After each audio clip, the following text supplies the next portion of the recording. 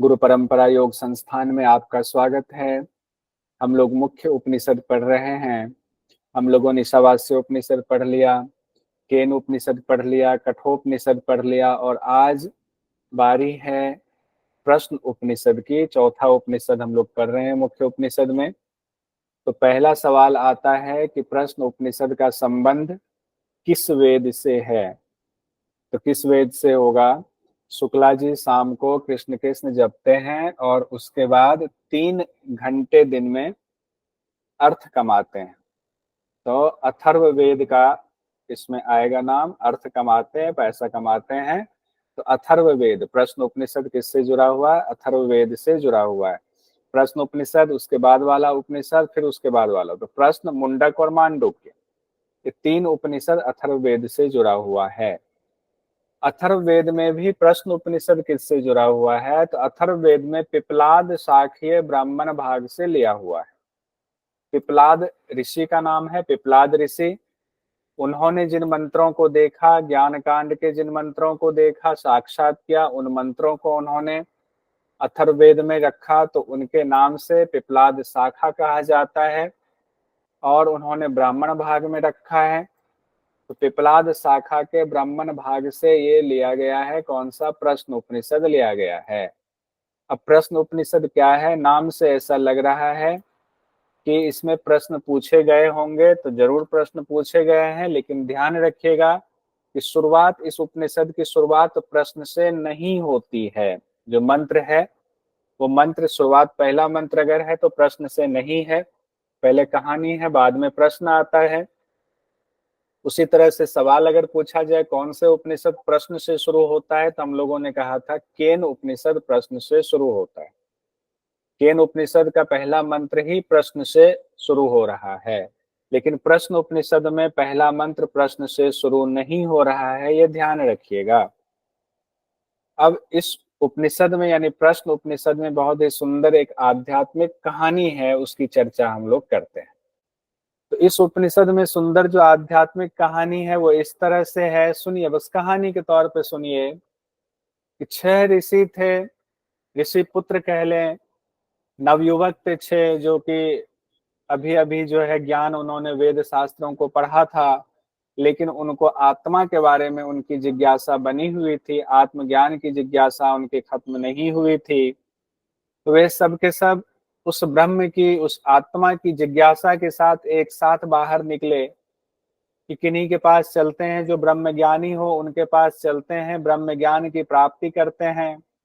तो उस समय एक नियम होता था कि आप जो है समिधा लेकर के ब्रह्मज्ञानी ऋषि के पास पहुंचेंगे तो वो ये समझ जाएंगे कि ये समिधा लेकर आया हुआ है, तो इसका मतलब है कि ये मुझसे ज्ञान प्राप्त करने आया हुआ है।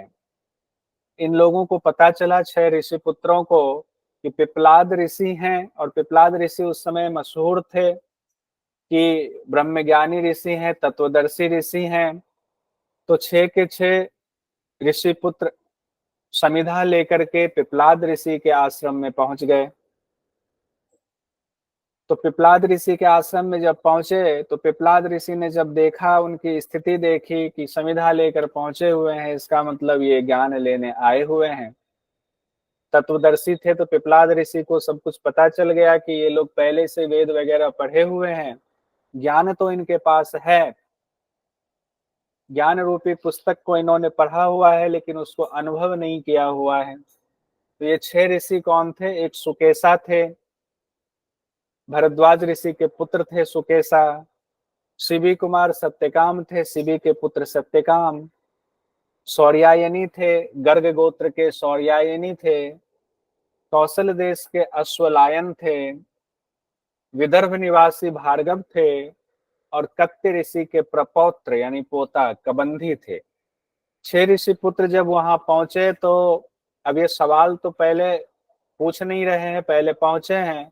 इनकी स्थिति देख करके पिपलाद ऋषि इनसे कहते हैं कि तुम लोग तपस्वी हो, पहले से ही तपस्वी हो, वेदों को तुमने पढ़ रखा है। अब एक काम करो, जो ब्रह्म ज्ञान तुम चाह रहे हो, आत्मज्ञान चाह रहे हो, उसके लिए अनुशासन का होना मेरे हिसाब से और जरूरी है। और कौन से अनुशासन गुरुदेव? तो कहते हैं 1 साल तक तुम लोग मेरे आश्रम में मेरे हिसाब से रहो, ब्रह्मचर्य का पालन करते हुए तपस्या करो, फिर तुम्हारे जो सवाल होंगे 1 साल के बाद वो सवाल पूछना। अब देखिए, जो पहले से ही वेद को पढ़े हुए हैं उनके लिए भी गुरु ने नियम बना दिया कि 1 साल तक पहले मेरे नियम के हिसाब से तुम आश्रम में रहो। इसका मतलब वो देखना चाह रहे थे कि ये ब्रह्म ज्ञान के लिए तैयार हैं या नहीं, पात्र हैं या नहीं। 1 साल में उनकी पात्रता की परीक्षा होती। 1 साल तक सभी ऋषि, जो 6 ऋषि थे, वो पिपलाद मुनि के निर्देश के मुताबिक उनके आश्रम में ब्रह्मचर्य का पालन करते हुए, संन्यास का पालन करते हुए उन लोगों ने सबने तपस्या की। जब 1 साल पूरा हुआ तो सभी 6 ऋषियों को एक साथ जमा किया गया और अब पिपलाद ऋषि तैयार हैं कि सभी पात्र हैं और इनको अब सवाल पूछने का अधिकार है। इनके मन में जो संशय है ब्रह्म ज्ञान को लेकर, आत्मज्ञान को लेकर के, उस संशय को दूर करने का समय आ गया है। अब एक एक करके सभी ऋषि सवाल पूछ रहे हैं। तो 6 सवाल होंगे। सवाल का सीक्वेंस है, पहले किन्होंने सवाल पूछा, उसके बाद दूसरा सवाल किनका था, तीसरा सवाल किनका था। ये सीक्वेंस भी आपको याद करना पड़ेगा। तो सीक्वेंस याद कैसे होगा? पहले 6 के 6 सवाल देख लेते हैं, फिर आपको अभी सीक्वेंस भी याद करा देंगे कि इन्होंने किस तरह से सवाल पूछा। पहला सवाल किनका था, दूसरा किनका था, तीसरा, चौथा और पांचवा छठा सवाल किनका था। तो पहला सवाल कबंधी ने पूछा। कबंधी ने सवाल ये पूछा कि जिससे ये सभी जीव नाना रूपों में प्रकट हो रहे हैं, जो इसका सुनिश्चित कारण है, इनको प्रकट करने की शक्ति जिनमें है, जहां से ये प्रकट हुए हैं, जहां से उद्भव हुआ है, वो कौन है? पहला सवाल कबंधी जी ने पूछा। दूसरा सवाल भार्गव जी ने पूछा। कुल कितने देवता प्रजा को धारण करते हैं, कौन कौन प्रकाशित करते हैं, सर्वश्रेष्ठ उनमें कौन से हैं? उसके बाद तीसरा सवाल अश्वलायन जी ने पूछा। यह प्राण किससे उत्पन्न होता है, शरीर में कैसे आता है ये प्राण, खुद को ये प्राण कैसे विभक्त करके अलग अलग हो जाता है और प्रतिष्ठित हो जाता है पूरे शरीर में, कैसे शरीर से बाहर निकलता है, बाह्य जगत को कैसे ये प्राण धारण करता है, किस प्रकार शरीर के भीतर के जगत को धारण करता है, हे प्रभु ये बताएं। ये तीसरा सवाल अश्वलायन जी का था। उसके बाद चौथा सवाल सौर्यायनी जी ने पूछा। इस मनुष्य शरीर में कौन कौन सोता है, कौन कौन जागता है, कौन से देवता स्वप्न की घटनाओं को देखते हैं, यह सुख किसको होता है, सभी देवता किसमें स्थित हो जाते हैं? ये सौर्यायनी जी ने सवाल पूछा। उसके बाद पांचवा सवाल था सत्यकाम जी का। सत्यकाम जी ने पूछा कि जो मनुष्य जीवन भर ओंकार की उपासना करता है, मृत्यु पर्यंत ओंकार की उपासना करता है, वो उस उपासना से उसको कौन सा फल मिलता है, किस लोक की प्राप्ति होती है, ये भी बताए हैं प्रभु। और छठा और अंतिम सवाल सुकेशा जी ने पूछा कि 16 कलाओं वाला पुरुष कौन है। और सुकेशा जी ने यह सवाल इनसे किसी ने पूछा था। किसने पूछा? तो सुकेशा जी ने कहा, भगवान मुझे कौशल देश के राजकुमार हिरण्यनाभ थे, उन्होंने मुझसे ये सवाल पूछा था, तो मुझे पता नहीं था, वही सवाल मैं आपसे पूछता हूँ। सवाल को फिर देखेंगे, उसके जवाब को देखेंगे। पहले हम लोग निमोनिक देख लेते हैं, फॉर्मूला देख लेते हैं सवाल का सीक्वेंस याद करने का। निमोनिक, अब देखिए फॉर्मूला क्या है, निमोनिक क्या है। कबंधी भागा अश्व से शौर्य दिखाकर सत्य बोलकर सुकेशा से मिला। एक लाइन याद कर लीजिए। कबंधी भागा अश्व से शौर्य दिखाकर सत्य बोलकर सुकेशा से मिला। बस इसमें कोई लॉजिक लगाने वाली जरूरत नहीं है कि अश्व से भागा तो शौर्य कैसे दिखाया। कबंधी भागा अश्व से शौर्य दिखाकर सत्य बोलकर सुकेशा से मिला। तो कबंधी भागा मतलब भार्गव, अश्व मतलब अश्वलायन, शौर्य मतलब शौर्यायनी, सत्य मतलब सत्यकाम, और उसके बाद सुकेशा। तो इस तरह से 1 2 3 4 5 6 हो गया ना। कबंधी, भार्गव, अश्वलायन, शौर्यायनी, सत्यकाम और सुकेशा। इस तरह से आपके 6 नाम याद हो जाएंगे। तो इसको सब लोग माइक बंद रखते हुए 4 से 5 बार बोल जाइए। कबंधी भागा अश्व से, शौर्य दिखाकर सत्य बोलकर सुकेशा से मिला। कबंधी भागा अश्व से, शौर्य दिखाकर सत्य बोलकर सुकेशा से मिला। आपके निमोनिक कंप्लीट हो गए, 6 के 6 प्रश्न सीक्वेंस में बैठ गया। अब एक एक प्रश्न को फिर से देखेंगे और उसके जवाब पिपलाद ऋषि ने क्या दिया, उस जवाब को हम लोग देखते हैं। पहला प्रश्न, कबंधी, कबंधी जी भागेंगे अश्व से। तो पहला क्वेश्चन कबंधी जी ने पूछा, हे भगवान, जिससे ये सभी जीव नाना रूपों में प्रकट होते हैं, जो इसका सुनिश्चित कारण है वो कौन है, बताइए। पहला सवाल। पिपलाद ऋषि ने कहा कि वेदों में ऐसा कहा गया है कि जब प्रजापति को सृष्टि की रचना की इच्छा हुई तो उन्होंने तपस्या की। तपस्या से दो चीजें पैदा हुई, रई और प्राण, दो चीजें उत्पन्न हुई, रई और प्राण। तो अब यहाँ आपके लिए क्वेश्चन आ गया, रई और प्राण किस उपनिषद में इसकी चर्चा की गई है? तो इसकी चर्चा प्रश्न उपनिषद में की गई है, रई और प्राण की चर्चा। तो रई और प्राण का जोड़ा उत्पन्न किया प्रजापति ने अपनी तपस्या के बल पर, और फिर रई और प्राण ने मिलकर के बाकी के प्रजाओं की उत्पत्ति की, मतलब कि सृष्टि की रचना हो गई। किससे हुई? रई और प्राण से हुई सृष्टि की रचना। अब रई किसको कहा गया है, प्राण किसको कहा गया है? तो नोट कर लीजिए, रई और प्राण की चर्चा कहाँ है? तो प्रश्न उपनिषद में, पहले सवाल में ही है। रई कौन है, प्राण कौन है? तो रई चंद्रमा को कहा गया है और प्राण कहा गया है सूर्य को। सूर्य ही प्राण है, चंद्रमा ही रई है। देखिए, आज चंद्रमा की बात आई और आज ही का समय है जब हमारा चंद्रयान चंद्रमा पर पहुंचा था। तो अंतरिक्ष दिवस आज मना रहे हैं ना हम लोग। आज का दिन अंतरिक्ष दिवस का दिन, चांद के दक्षिणी ध्रुव पर आज अपना यान उतरा था। आज ही के दिन अंतरिक्ष दिवस है आज, यानी कि 23 अगस्त अंतरिक्ष दिवस। तो जो अंतरिक्ष यान जहां उतरा वो रई था, और जो शक्ति, जिनकी शक्ति से वो रोवर चल रहा था, यानी कि उसमें सोलर पैनल लगा हुआ था, सूर्य की रोशनी की वजह से एनर्जी लेकर के उस चंद्रमा पे चहलकदमी कर रहा था, वो प्राण की वजह से कर रहा था। तो उसका रोवर का प्राण क्या था? सूर्य। उतरा कहाँ? रई पर। रोवर उतरा, अपना लैंडर उतरा रई पर, उससे रोवर निकला और रोवर उस सूर्य के से प्राण लेकर के चल रहा था। ऐसे भी बिठा सकते हैं याद करने के लिए। तो चंद्रमा रई है और प्राण क्या है? सूर्य है।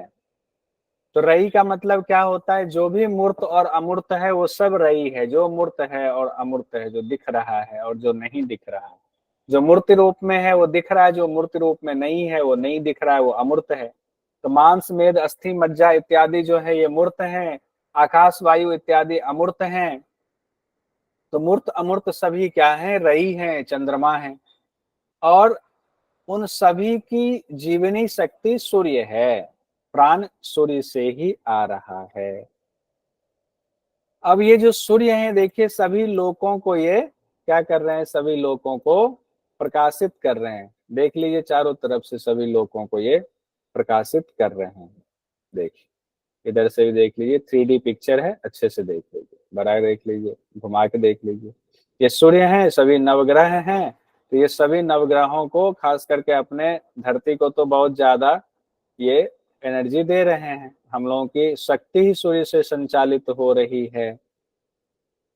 कहते हैं जो सूर्य पूर्व, पश्चिम, उत्तर, दक्षिण यानी चारों दिशाओं के प्राणों को अपनी किरणों में धारण करते हैं, जो नीचे के लोगों को भी प्रकाशित करते हैं, ऊपर के लोगों को भी प्रकाशित करते हैं, जो बीच के लोगों को भी प्रकाशित करते हैं, सबके प्राण को अपनी किरणों में धारण किए हुए। किरणों में धारण का तात्पर्य है कि अगर सूर्य उदित ना हो तो हम लोगों के जीना मुश्किल हो जाएगा।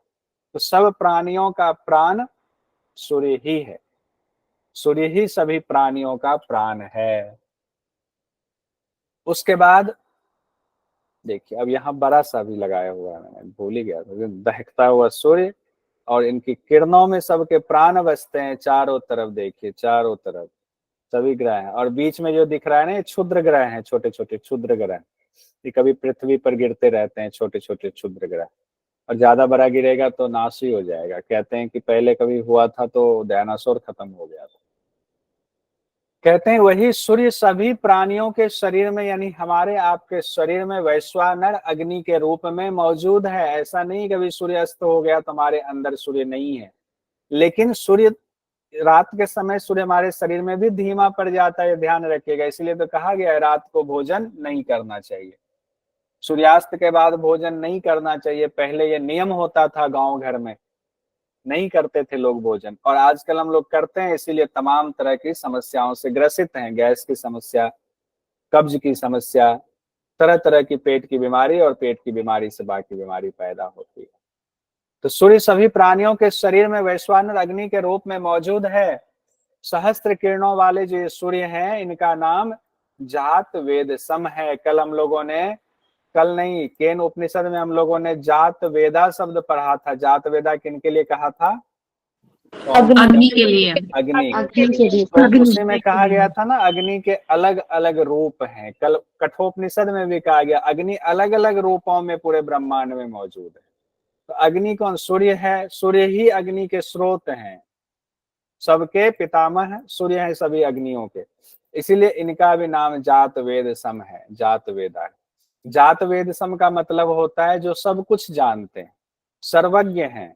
सूर्य को सर्वज्ञ कहा गया, अग्नि को भी इसलिए जात वेदा मतलब सर्वज्ञ, सब कुछ जानते हैं। जगत में प्राण फूंकते हैं कौन? जात वेदा। हमारे शरीर में गर्मी बनाए रखते हैं कौन? जात वेदा। हमें प्रकाश देते हैं कौन? जात वेदा। और अगर हमारा शरीर ठंडा पड़ जाए तो कहते हैं उनका शरीर शांत पड़ गया, मतलब मृत्यु हो गई, शरीर ठंडा हो गया, मृत्यु हो गई। अब उस पर ब्रह्म, उस ब्रह्म की और व्याख्या करते हुए पिपलाद ऋषि कहते हैं वह प्रजापति ही संवत्सर है। अगर मान ले कि सूर्य, सूर्य को हमने सर्वशक्तिमान मान लिया, सूर्य को ही ब्रह्म के स्वरूप के रूप में मान लिया, तो सूर्य हो गए प्रजापति। तो प्रजापति ही संवत्सर है। संवत्सर मतलब एक साल को संवत्सर कहा जाता है, ईयर, 1 ईयर एक संवत्सर हुआ। पूरे साल को संवत्सर कहा जाता है संस्कृत में। और संवत्सर 2 भाग में बटा होता है, 6 महीने का एक भाग, 6 महीने का दूसरा भाग होता है, उसको अयन कहा जाता है। अयन यानी संवत्सर 2 अयन में बटा होता है, एक साल 2 अयन में बटा होता है। दोनों का नाम है, एक दक्षिणायन, दूसरा उत्तरायन। संवत्सर किस में बट गया? 2 अयन में, 6 महीने के। तो एक को दक्षिणायन कहा जाता है, दूसरे को उत्तरायन कहा जाता है। और हम लोग बचपन में सुनते आ रहे हैं, उत्तरायण में कहते हैं जिनकी मृत्यु होती है वो ब्रह्म लोक को जाते हैं, वो स्वर्ग लोक को जाते हैं। दक्षिणायन के समय जिनकी मृत्यु होती है, कहते हैं कि वो फिर से जन्म लेता है, अलग अलग योनियों में घूमता रहता है, स्वर्ग लोक की प्राप्ति नहीं होती है। यहाँ पर भी वही बात कही गई, लेकिन यहाँ और विस्तार से बातें कही गई हैं, उसको समझा करके कहा गया है। तो दक्षिणायन और उत्तरायण से क्या तात्पर्य है? मनोकामना पूर्ति के लिए जो लोग सकाम कर्म करते हैं, यानी कर्म किसी इच्छा से प्रेरित होकर करते हैं, किसी कोई चीज फल हमको चाहिए उससे प्रेरित होकर करते हैं, यज्ञ करते हैं, पूजा पाठ अनुष्ठान करते हैं, कर्म सिर्फ फल के लिए ही करते हैं, वे दक्षिण मार्ग को प्राप्त होते हैं। यानी उनकी मृत्यु होगी तो वो फिर से उस कर्म के हिसाब से योनि में घूमते रहेंगे। वो फिर स्क्रीन शो तो हो रही है, वहीं पर है। दक्षिणायन उत्तरायण नहीं दिख रहा है आपको स्क्रीन पर, कि है कि नहीं है बताइए? नहीं सर, दिख रहा है, दिख दिख रहा रहा है। है सर। है ना? ठीक है। तो अब दक्षिणायन में क्या हुआ? जब हम सकाम कर्म करते हैं, फल की इच्छा के लिए कर्म करते हैं, तो वो दक्षिणायन माना जाता है हमारी जिंदगी का। और ऐसे में कहते हैं कि हम कौन से भाग को प्राप्त होंगे? तो चंद्रलोक को प्राप्त होंगे। दक्षिणायन मतलब रई को प्राप्त होंगे। दक्षिणायन अब एक साधना के रूप में हो गया। हम साधना किस लिए करते हैं? फल की प्राप्ति के लिए अगर कर रहे हैं तो हम दक्षिणायन का कर्म कर रहे हैं, और हमारी प्राप्ति होगी रई की, रई की प्राप्ति। रई मतलब चंद्रलोक की प्राप्ति होगी। तो कहते हैं ऐसे में पितृयान मार्ग से वो चंद्रलोक को प्राप्त करते हैं, और फिर बार बार जो है उनको जन्म लेना पड़ता है अपने कर्मों के हिसाब से, पुण्य कर्म है कि पाप कर्म है। अब उत्तरायण क्या हुआ, यानी कि यहाँ जिंदगी के दो भाग हो गए एक तरह से। एक तो साल के दो भाग को दिखाया गया जिंदगी के दो भाग के रूप में, और जिंदगी का दूसरा भाग क्या है, अगर मान लीजिए कोई व्यक्ति श्रद्धा पूर्वक ब्रह्म का आचरण करता है, ब्रह्मचर्य का पालन करता है, आध्यात्म का यानी ज्ञान कांड की उपासना करता है, आत्मा को पाने की ही उपासना करता है, तो वे उत्तरायण मार्ग से, अब दक्षिणायन से नहीं, उत्तरायण मार्ग से कहाँ जाएंगे, स्वर्गलोक में जाकर के ब्रह्म को प्राप्त हो जाएंगे। स्वर्गलोक में जाएंगे, फिर ब्रह्म को प्राप्त हो जाएंगे, फिर वो लौट करके नहीं आएंगे, दोबारा उनका जन्म नहीं होगा, यानी कि उनको प्राण की प्राप्ति हो गई, सूर्य की प्राप्ति हो गई, इसी को सूर्य कहा गया।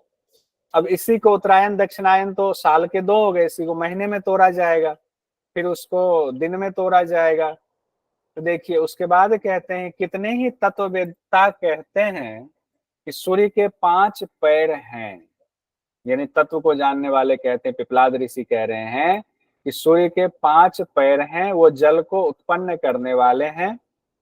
सूर्य 12 आकृति वाले हैं, यानी 12 आकृति वाले, 7 पहियों वाले रथ में सवार हैं, 6 अरों वाले रथ में बैठे हुए हैं और सबको जानने वाले हैं। यहाँ कहने का तात्पर्य, सूर्य की व्याख्या की जा रही है कि चूंकि ये पूरी सृष्टि सूर्य से संचालित हो रही है, अपना जो सौरमंडल पूरे सूर्य से संचालित हो रहा है, तो सूर्य के 12 आकृति 12 महीने हो गए, 7 पहिए कहा गया कि सप्त रंग है, ये 7 दिन है, 6 अरे भी कहा गया, इसकी व्याख्या अलग अलग तरह से विद्वानों ने की है। पंचपाद को किसी ने विद्वान ने कहा है कि पंचपाद ही जो है ये 6 ऋतु है, 2 ऋतु को एक साथ जोड़ दिया गया, इसीलिए पंचपाद 5 ऋतु कहा गया है। किसी ने कहा है कि नहीं, 6 अरे जो है, मतलब पहिया में जो डंडी लगी होती है उसको अरे कहते हैं, वही 6 ऋतु है। तो व्याख्या अलग अलग है, लेकिन एग्जैक्ट जो मंत्र में कहा गया है कि सूर्य के 5 पाद हैं, पंचपादम, वो जल को उत्पन्न करने वाले हैं, अग्नि से जल उत्पन्न हो रहा है। ये तो हम लोगों ने पढ़ा भी है सीक्वेंस में कि अग्नि से जल की उत्पत्ति होती है। सूर्य 12 आकृति वाले हैं, 7 पहियों वाले रथ में सवार हैं, 6 अरों वाले रथ में बैठे हुए हैं, सबको जानने वाले हैं, यानी सबको वो जान रहे हैं। तो हमने कहा 5 पैर 6 ऋतु को माना गया, हेमंत शिशिर को एक माना गया, 12 आकृति मतलब 12 महीना कहा गया है, 7 पहिए को 7 रंग, जो 7 रंग हम लोग कहते हैं ना, इंद्रधनुष के 7 रंग, उसको कहा गया है। 6 अरे को कई लोग, हाँ सप्तरश्मि, 6 अरे को कई व्याख्याकारों ने 6 ऋतु भी माना है। पिपलाद ऋषि आगे कहते हैं, अब 6 महीना के बाद 1 महीने पर आते, 1 महीने पर आए। अब 1 महीने के हिसाब से अपनी जिंदगी को हम आप समझें तो 1 महीने में भी 2 पक्ष होते हैं। 15 दिन का होता है कृष्ण पक्ष, 15 दिन का होता है शुक्ल पक्ष। कृष्ण पक्ष यानी काला वाला हिस्सा रई हुआ, चंद्रमा वाला हिस्सा हुआ, और शुक्ल पक्ष जो है 15 दिन का, उसको प्राण कहा गया है, उजाला वाला हिस्सा को। कृष्ण पक्ष को ही दायां अंग कहा गया है, शुक्ल पक्ष को बायां अंग कहा गया है। कहते हैं जो लोग भोग विलास चाहने वाले हैं वो कृष्ण पक्ष में आसक्त भाव से कर्म करते हैं। कृष्ण से पक्ष में आसक्त भाव से कर्म करने का तात्पर्य ये है कि वो फल की आसक्ति के लिए ही कर्म कर रहे हैं, भोग विलास कर रहे हैं, तो वो कृष्ण पक्ष उनके लिए अच्छा माना जाता है। इसके लिए गांव घर में कहते हैं ना, चोर मांगे अंधेरा, अंधेरा चोर को पसंद होता है। हमारे मन में जो चोर है वो भोग विलास करके फिर अंधेरे में ही रहना चाहता है, उसको उजाला नहीं चाहिए, आत्मा रूपी उजाला नहीं चाहिए उसको। आत्मा रूपी उजाला शुक्ल पक्ष है, तो अच्छे काम कब होंगे, शुक्ल पक्ष में होंगे। इसीलिए इसी से ये जो आध्यात्मिक ज्ञान है, इसी को स्थूल रूप में थोड़ा कम करके स्थूल रूप में कहते हैं शुक्ल पक्ष में सारे अच्छे कार्य होते हैं, कृष्ण पक्ष में अच्छे कार्यों की मनाही की जाती है, जबकि इसका आध्यात्मिक महत्व कुछ और है। यानी बुरे कर्म जब भी आप करें, जब चंद्रमा उदय है तब भी बुरे कर्म करेंगे तो बुरा ही होगा आपका, और जब खराब कर्म है, जब कृष्ण पक्ष है तब भी अच्छा कर्म करेंगे तो अच्छा ही होगा। जिंदगी को समझाने के लिए आध्यात्मिक महत्व कहा गया। इसीलिए ऋषिगण जो है शुक्ल पक्ष में निष्काम कर्म करते हैं। तो ऐसा थोड़ी है कि शुक्ल ऋषिगण कृष्ण पक्ष में सो जाते हैं, वो हमेशा उनके लिए अच्छा कर्म करना ही शुक्ल पक्ष है, और आम लोगों के लिए बुरा कर्म यानी भोग विलास करना ही कृष्ण पक्ष है। इस तरह से संदर्भ दिया गया है। उसके बाद इसकी व्याख्या में ये चीज तो बात आ ही गई कि भोग विलास की चाहत में किया गया कर्म कृष्ण पक्ष है, अनासक्त भाव से किया गया कर्म ही शुक्ल पक्ष है। अब आते हैं एक महीने की बात आने के बाद एक दिन पर आते हैं। एक दिन में भी 24 घंटे का एक दिन होता है, उसमें भी 12 घंटे की रात्रि मान लीजिए, 12 घंटे का दिन मान लीजिए, बांट लीजिए रात्रि और दिन में। तो दिन ही सूर्य है यानी प्राण है, और रात्रि ही चंद्रमा है यानी रई है। तो अब यहाँ कहा गया जो लोग दिन में सहवास करते हैं वो अपने प्राणों को क्षीण करते हैं, प्राण उनका घटता है। जो रात्रि में सहवास करते हैं वो एक तरह से ब्रह्मचर्य ही है। इसका तात्पर्य कुछ अलग है, आध्यात्मिक तात्पर्य अलग है। ये समझाने के लिए कहा गया है कि लोग इस शब्द को ज्यादा समझते हैं, तो इसीलिए इस शब्द को रखा गया है समझने के लिए। व्याख्याकारों ने इसकी अलग से व्याख्या की है कि जब आपको जागना चाहिए, जब आपको कर्म करना चाहिए, कि अब आपको ऑफिस जाना है, कमाना है, तो दिन में ही जाएंगे ना, दिन में ही सारे कर्म आप करेंगे अच्छे से। रात्रि में तो शरीर थक जाता है, सूर्य अस्त हो जाता है, तो शरीर को भी विश्राम चाहिए। तो दिन में जो अगर आप भोग विलास में डूब जाएंगे, कार्य नहीं करेंगे, तो रात्रि में कौन जागता है? जनरली चोर जागता है। जनरली बात करो, आजकल तो अब नाइट शिफ्ट भी लगती है अलग अलग जॉब में, उस संदर्भ में नहीं है। तो जो लोग दिन में यानी कि दिन के उजाले में कार्य करते हैं वो सूर्य की प्राप्ति करते हैं। लेकिन जो दिन के उजाले में जब जागना चाहिए, जब आपके जागने का समय है, तब भी आप भोग विलास में डूबे हुए हैं, तो आप कहाँ जा रहे हैं? आप मृत्यु की तरफ जा रहे हैं, आप गर्त में जा रहे हैं। तो कहने का तात्पर्य यह है कि जब आपको जागना चाहिए तब जागिए, यथार्थ रूप से जागिए, निष्काम कर्म करते हुए जो है मोक्ष के रास्ते पर चलिए। और अगर आप भोग विलास में लग गए तो वही आपके लिए रात्रि हो जाएगी, नाश की ओर ले जाने वाला हो गया। तो ऐसा आम आदमी करता है। लेकिन जो ज्ञानी होते हैं, योगी होते हैं, आप हम सब योग साधक हैं, हमें क्या करना चाहिए? हमें इससे उलट व्यवहार करना चाहिए, यानी कि सकाम कर्म की जगह निष्काम कर्म करना चाहिए। शास्त्र के मुताबिक जो कर्म बताए गए हैं उसका पालन करना चाहिए, तब वो ब्रह्मचर्य माना जाता है। अनासक्त भाव से करने पर वो ब्रह्मचर्य की श्रेणी में आता है। आगे पिपलाद ऋषि कहते हैं, अन्न ही प्रजापति है, उसी अन्न से वीर्य उत्पन्न होता है और वीर्य से प्रजा की उत्पत्ति होती है। जो लोग उस प्रजापति व्रत का अनुष्ठान करते हैं, यानी कि अन्न ही प्रजापति अन्न का अनुष्ठान करते हैं, वो क्या करते हैं? अपनी प्रजा की वृद्धि करते हैं। एक बेटा होगा, उनके बेटे होंगे, उनका वंश जो है चलता रहेगा, प्रजा की वृद्धि होती रहेगी।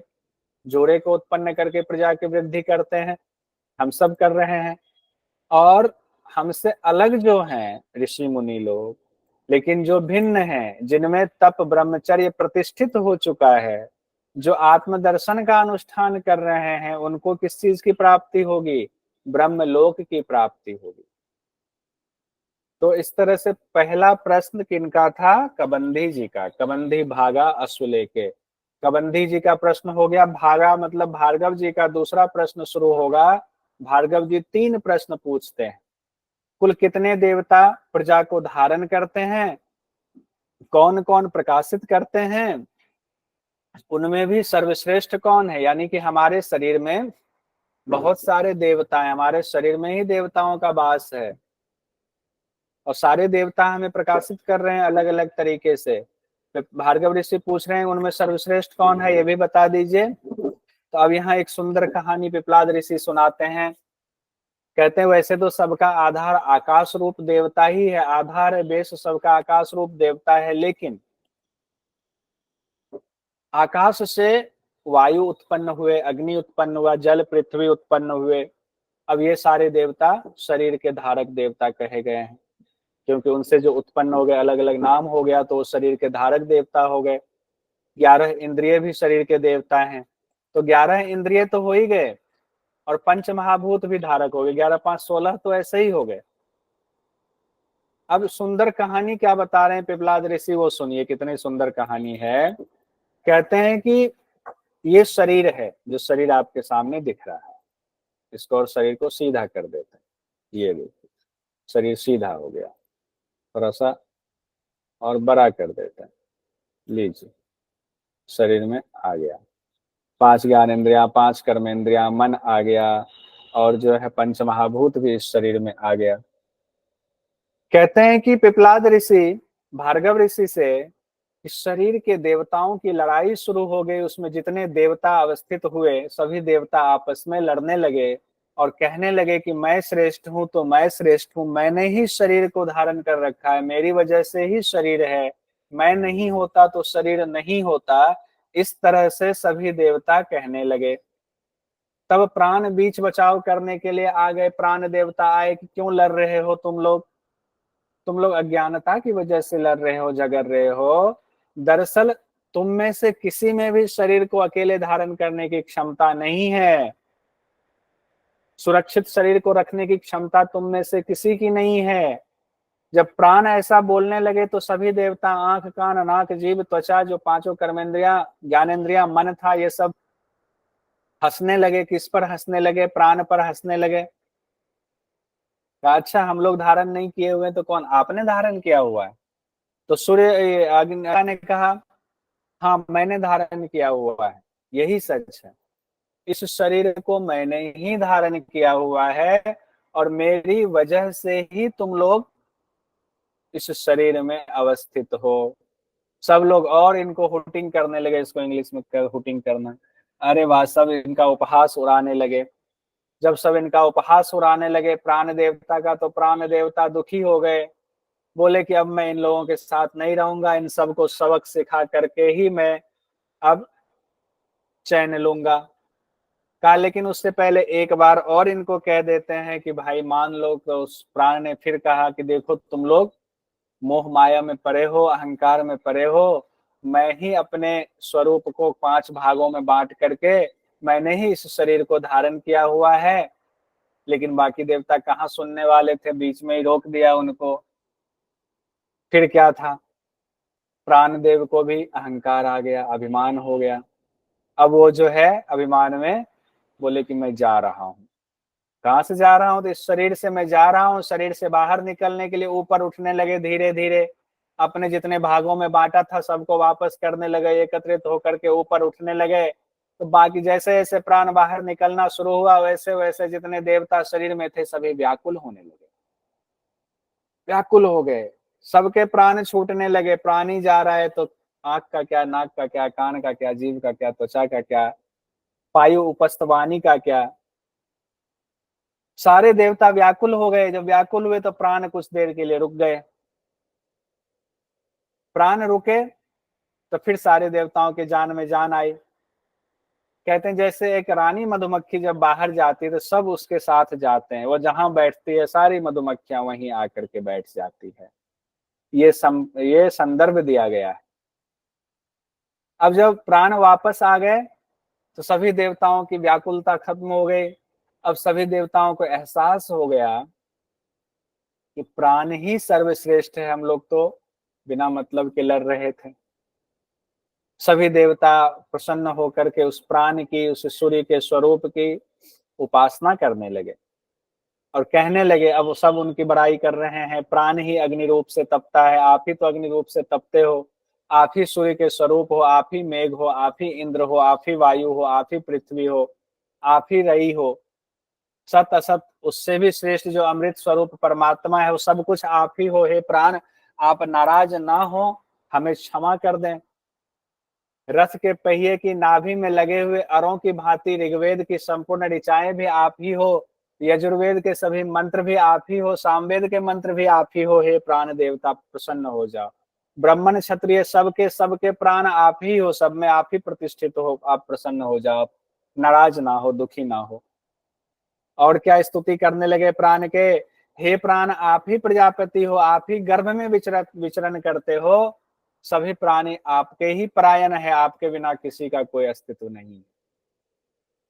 हे प्राण आप ही सभी देवताओं को हवि पहुंचाने वाले अग्नि हो, सबके भोजन पहुंचाने वाले सूक्ष्म रूप में आप ही हो।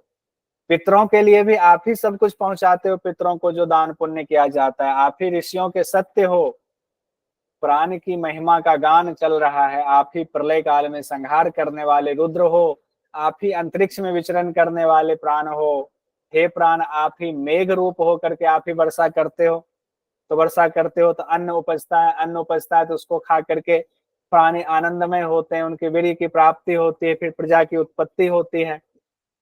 हे प्राण, अब इतनी स्तुति करने लगे, जो अब तक इनका उपहास कर रहे थे, सबके सबके प्राण छूट रहे थे। हे प्राण, आप पहले से ही पूरी तरह शुद्ध हो, आपको किसी प्रकार से अब अलग से शुद्धि की जरूरत नहीं है, हमारी प्रशंसा की जरूरत नहीं है, हम तो अज्ञानी थे। सब देव जो है आपके लिए ही अन्न ग्रहण करते हैं, हम लोग सब आपके लिए ही कार्य कर रहे हैं। आप ही इस पूरे संसार के, पूरे ब्रह्मांड के स्वामी हो, सबके पिता तो आप ही हो।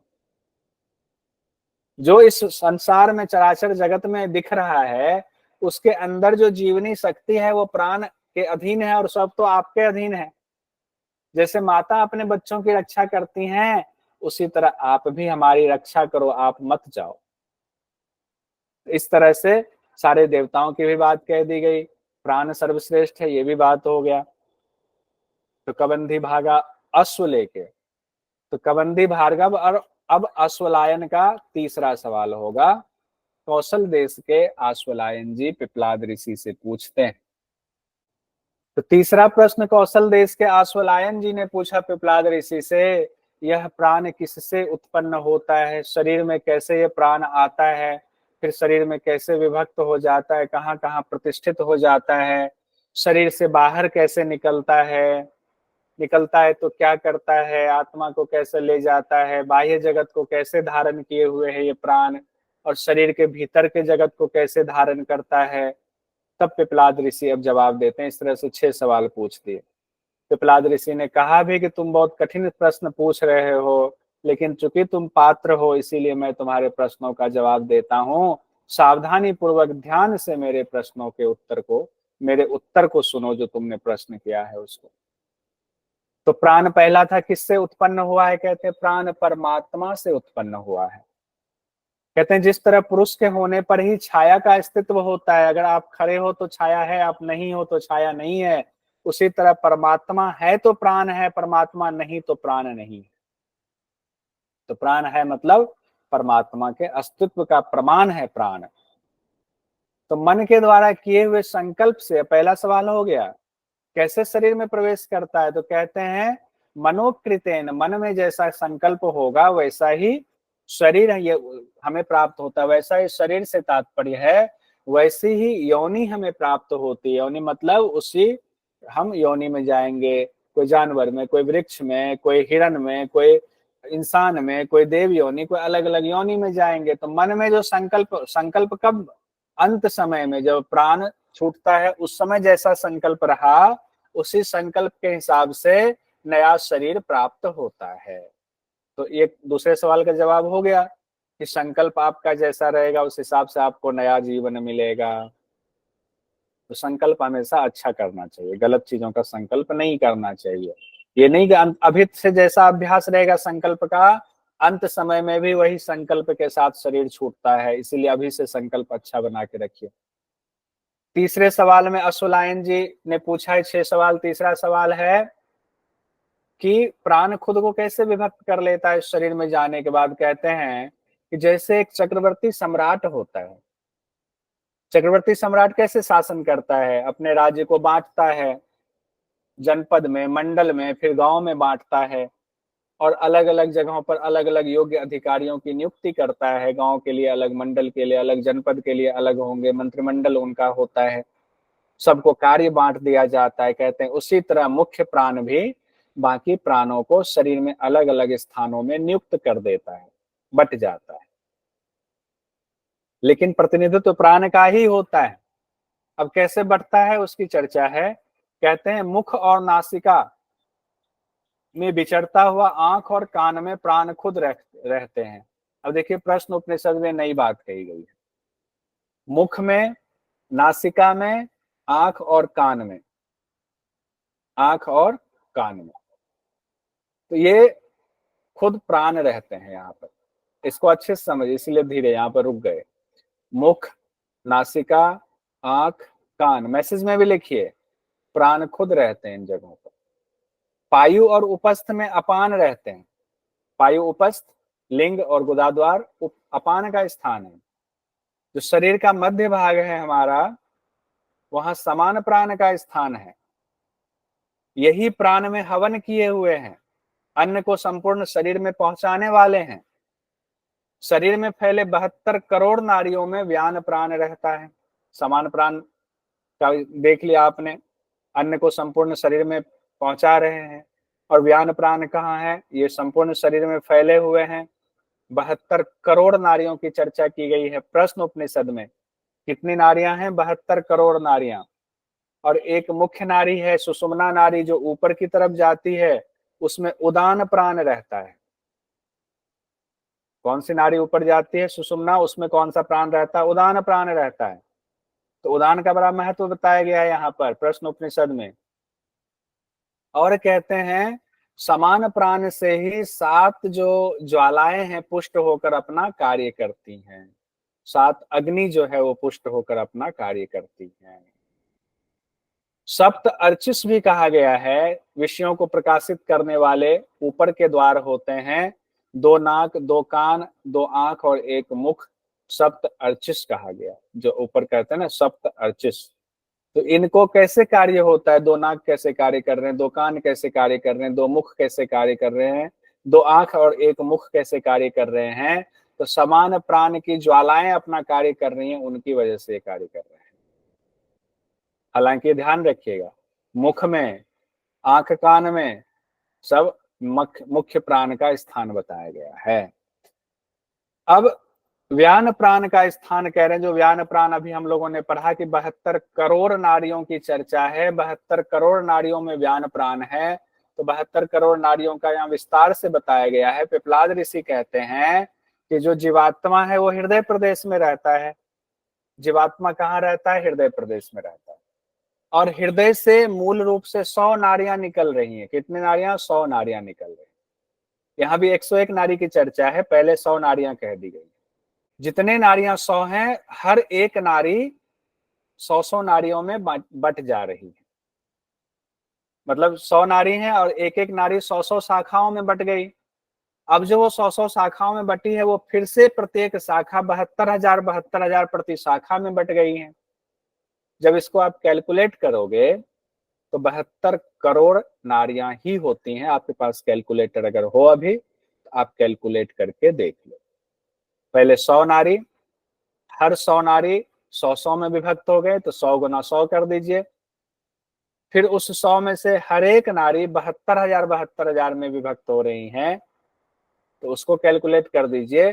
72 करोड़ नाड़ियों की संख्या होती है। और सभी 72 करोड़ नाड़ियों में व्यान वायु विचरण करती है। कौन सी वायु विचरण करती है? व्यान वायु विचरण करती है। अब उदान का स्थान और कार्य देख लेते हैं। उदान प्राण का स्थान और कार्य क्या है? कहते हैं 72 करोड़ नारियों से भिन्न भी एक नारी है। हमने कहा ना 101, पहले तो 100 नारी निकला। कहते हैं 72 करोड़ तो 100 नारियों से उत्पन्न हुआ, लेकिन एक नारी ऐसी है 100 के अलावे जो हृदय से निकल के ऊपर की तरफ जाती है। यही बात कठोपनिषद में भी कही गई थी। वहां सीधे 101 नारी कहा कि 100 नारियां पूरे शरीर में फैलती है, एक नारी ऊपर की तरफ मूर्धा की तरफ जाती है, ये बात कही गई। तो जो हृदय से निकल करके एक नारी ऊपर की तरफ जाती है, उसमें उदान वायु विचरण करती है, यानी उदान वायु ऊपर की तरफ विचरण करती है। अब उसका क्या कार्य है? कहते हैं वह पुण्य कर्मों के द्वारा मनुष्य को पुण्य लोक में ले जाती है उदान वायु, और पाप कर्मों को करने वालों के लिए उसे पाप योनि में ले जाती है। और जिनका मिश्रित कर्म होता है, पाप पुण्य वाला होता है, मनुष्य शरीर में उसको ले जाया जाता है। ऐसा व्याख्या में लिखा हुआ है। अब अश्वलायन जी के 3 प्रश्न पूरे हो गए। चौथा प्रश्न अश्वलायन जी का था, कैसे शरीर से बाहर निकलता है प्राण? तो कहते हैं जो प्राणी, जो मनुष्य, हम आप सब लोग पुण्य कर्म करते हैं, तो सदा उदान वायु ही उन शुभ कर्मों को लेकर के जब आपकी मृत्यु होती है तो आपको पुण्य लोक में पहुंचा देती है, आत्मा सहित, सूक्ष्म शरीर सहित। एनर्जी का काम कौन करती है? कैसे सूर्य को उस पे चांद पे पहुंच गए थे? यहाँ से ईंधन लगाया, रॉकेट लगाया, तो रॉकेट लगाने वाला जो ईंधन वाला काम है उड़ान वायु का है। पीएसएलवी का काम किया, एकदम से रॉकेट बन करके उड़ान वायु ले जा करके पुण्य लोक में ले गया, जो पुण्य कर्म करता है। जो पाप कर्म करता है उसको भी उड़ान वायु ले जा करके नीच लोकों में, अन्य लोकों में, अन्य योनियों में ले जा करके डाल देता है। फिर यही उड़ान वायु जो पुण्य कर्म, दोनों कर्म करने वाले हैं, पुण्य भी और पाप भी, उनको मनुष्य शरीर में यही उड़ान प्राण ले जाके छोड़ देता है, रॉकेट में बिठा करके आपको छोड़ देगा। अब क्या होता है जब छोड़ दिया, तो कहते हैं कि अंत समय में जो आपका संकल्प रहा, जो संकल्प मरते दम तक आपका रहा, वही जीवात्मा का संकल्प हो जाता है, क्योंकि सूक्ष्म शरीर तो अभी है, जीवात्मा उसका मालिक है। मन ने संकल्प किया था और जीवात्मा मन से संबंध जोड़े हुए है, तो जीवात्मा को लगता है ये मेरा ही संकल्प है, तो उसी संकल्प को लेकर के वो रहता है, उसी संकल्प के हिसाब से मुख्य प्राण में स्थित हो जाता है। तब मुख्य प्राण तेज युक्त होकर के उसे भिन्न भिन्न योनियों में ले जाता है। उदान प्राण का काम तो हो गया, ऊपर से शरीर से छोड़ करके अलग अलग रास्ते के मुहाने पे छोड़ दिया। अब मुख्य प्राण तेज से तेज युक्त होकर अब भिन्न भिन्न योनियों में ले जा रहा है। अब अश्वरायन जी का 5वां प्रश्न है कि बाह्य जगत को ये प्राण कैसे धारण करता है, और 6ठा प्रश्न है किस प्रकार शरीर के भीतर के जगत को धारण करता है। तो पिपलाद ऋषि कहते हैं कि सूर्य जो सबका बाह्य प्राण है ना, हमारा शरीर ये चल रहा है, हम सोचते हैं हम जिंदा हैं, लेकिन इसमें सूर्य का बहुत बड़ा रोल है। उनके बिना तो बड़ी मुश्किल हो जाएगी अगर सूर्य की रोशनी ना हो तो हमारा बाह्य प्राण सूर्य है, यह मुख्य प्राण इसको कहा गया है। तो शरीर के जो बाहर के अंग है, हमारे बाहर का भी अंग है, उनकी पुष्टि इस बाह्य सूर्य के द्वारा होती है। यही आंख आदि को देखने की शक्ति प्रदान कर रहे हैं। सूर्य की रोशनी हो रही है तो आप देख पा रहे हो किसी चीज को, नहीं तो आप देख नहीं पाते। और कैसे बाह्य प्राण है, कहते हैं पृथ्वी में जो अपान वायु की शक्ति रूपी देवता है, वही हमारे शरीर के अपान वायु को टिकाए रखती है। यानी पृथ्वी में भी अपान वायु है बाहर, और वही हमारे शरीर के अंदर ही है, तो दोनों का बैलेंस बना रहता है अपान वायु का। और पृथ्वी, ये जो पृथ्वी जिस पर हम खड़े हैं, जिस पर रह रहे हैं, जीवन है हमारा, और स्वर्ग जो है उसके बीच में आकाश लोक है, इसको अंतरिक्ष लोक कहते हैं। अंतरिक्ष दिवस आज मनाया। ये जो अंतरिक्ष लोक है वो समान वायु कहा गया। जैसे हमारे पेट में कहते हैं शरीर से, यहाँ भी शरीर की तुलना एक तरह से अंतरिक्ष से की जा रही है। शरीर ब्रह्मांड है, तो शरीर का बीच का हिस्सा, मध्य का हिस्सा क्या है, समान वायु का है। वैसे ही पृथ्वी और स्वर्ग के बीच का हिस्सा ये मध्य का हिस्सा हुआ, ये समान वायु है। वायु ही व्यान है, पहले तो ये बात कह दिया गया, ये मंत्र में शब्द सा यही लिखा हुआ है कि पृथ्वी और स्वर्ग के बीच जो आकाश है वो समान वायु है, और वायु ही व्यान है। ये बाहरी दुनिया की बात हो रही है, वह बाहरी अंगों को अवकाश देता है। तो बाहर के अंग, हमारे और आपके बीच में दूरी है ना, हमारे और किसी दूसरे घर के बीच में दूरी, तभी तो हम हाथ फैला पा रहे हैं, तभी ये बाहरी अंगों को अवकाश दे रहा है। इससे हमारी रक्षा हो रही, अवकाश ना हो तो हम चिपट जाएंगे। आप चले जाए अंतरिक्ष में बिना सूट पहने हुए, आप चिपक जाएंगे। लोटे में जैसे सारा हवा निकाल दिया जाए, आप सुटक जाएंगे, ऐसे आपके अंदर कुछ रहेगा ही नहीं। ये बाहरी प्राण की बात हुई, और शरीर के भीतर जो रहने वाले वायु हैं, वो हमारे शरीर के भीतर भी अवकाश प्रदान कर रहे हैं, तभी हमारा खाना पचता है, ब्लड सर्कुलेशन रहता है, वायु अंदर बाहर जा रही है, हमें सुनने की क्षमता प्राप्त हो रही है। तो यही प्राण हमारे अंदर भी हमें शक्ति दे रहा है। यहाँ एक बात और कही गई है, आकाश में विचरने वाली वायु ही व्यान का बाह्य रूप है। अब वही उष्णता देती है हमें, वही उदान का बाह्य रूप भी है। वह शरीर की गर्मी को बरकरार रखता है। लेकिन जिसके शरीर का तेज शांत हो जाता है, हम में से, आप में से, या बुजुर्ग हो गए, तब हम कहते हैं ना शरीर की गर्मी शांत हो गई। मतलब क्या हुआ, अब उनकी सारी इंद्रियां एक जगह इकट्ठा हो गई, मन में, और मन से जीवात्मा में इकट्ठा हो गई, और फिर उदान वायु उसको लेकर के उड़ जाएगा शरीर से। अब आपका पुनर्जन्म होगा, हो गया, इस शरीर ठंडा पड़ गया, शरीर की गर्मी शांत हो गई, इसलिए शरीर की गर्मी कम ना होने दे। यह जीवात्मा जिस संकल्प वाला होता है अंत समय में उसी बात को दोहराया जा रहा है, उस संकल्प के साथ मुख्य प्राण में स्थित हो जाता है और मुख्य प्राण क्या करता है, तेज उदान से युक्त होकर, मन इंद्रियों से युक्त होकर जीवात्मा को जीवात्मा के संकल्प के हिसाब से उसकी योनि में पहुंचा देता है, अलग जन्म दे देता है, अलग शरीर मिल जाता है। अब कहते हैं पिपलाद ऋषि, जो इस प्रकार से, जो विद्वान इस प्रकार से प्राण के इस रहस्य को समझ लेता है, उसकी संतान परंपरा कभी खत्म नहीं होती है, वह अजर अमर हो जाता है। 3 प्रश्न यहाँ हमारा कंप्लीट हो गया, कबंधी जी का, भार्गव जी का और आशुलायन जी का।